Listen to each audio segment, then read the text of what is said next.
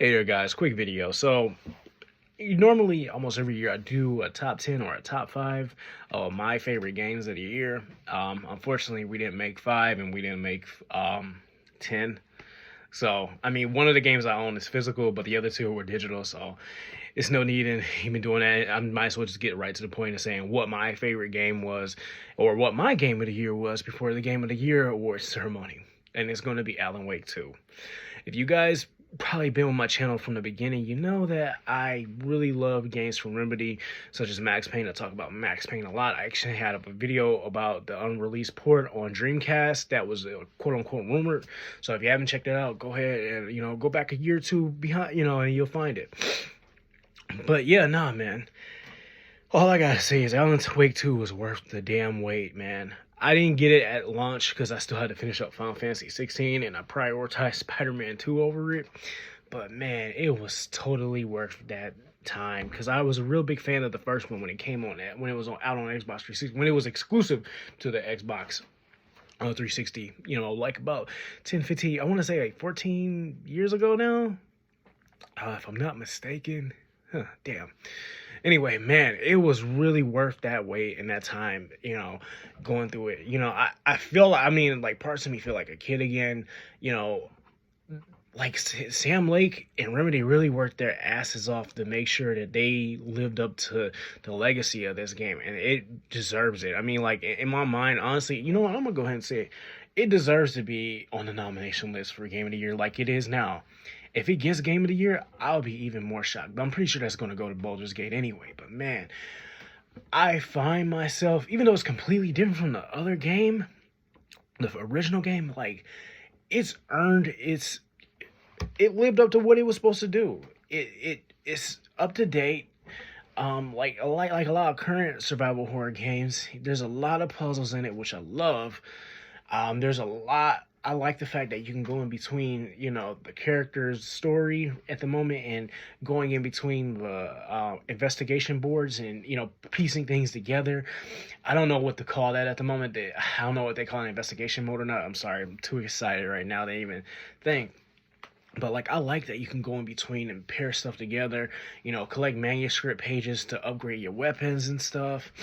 I never really was scared of the first Alan Wake game, but this one actually scared me a lot. I'm not taking it away from people's, sense of, how they get scared and, shock or whatnot. But man, like, comparing this to the original, the original one, it had its moments where I just, like, kind of goofed around and played around a little bit.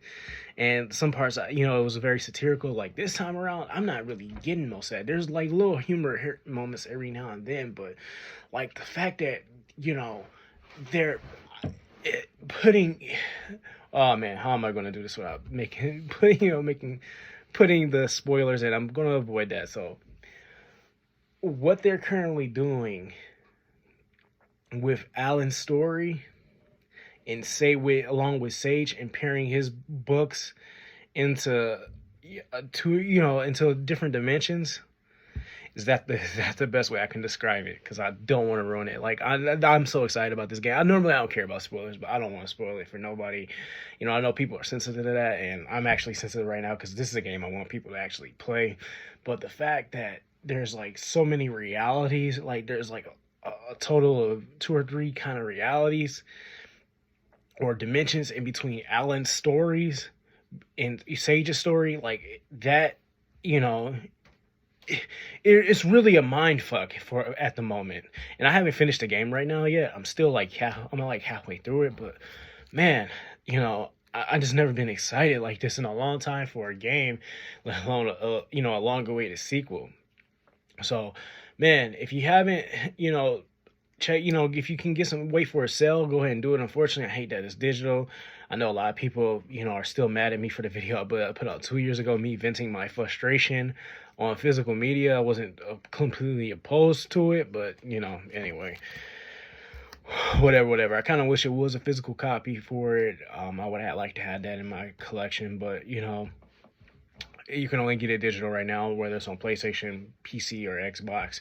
But yeah, man, it's totally worth it. I haven't been this crazy about a game in a minute, and I wasn't really too excited about a lot of games we had this year besides Spider-Man.